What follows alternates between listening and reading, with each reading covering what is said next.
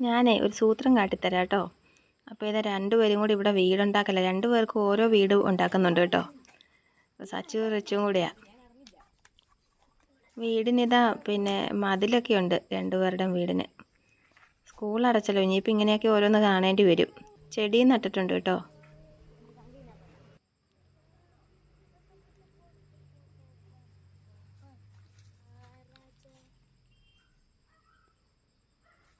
അപ്പോൾ അതാ വീടിന് മേലോട്ട് വണ്ടി കയറി പോകുന്നുണ്ട്, കാറ്.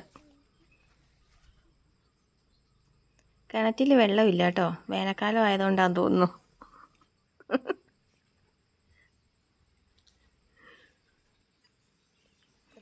റിച്ചുവിൻ്റെ അമ്മാവൻ വണ്ടിയാണ് കേട്ടോ കാണുന്നേ.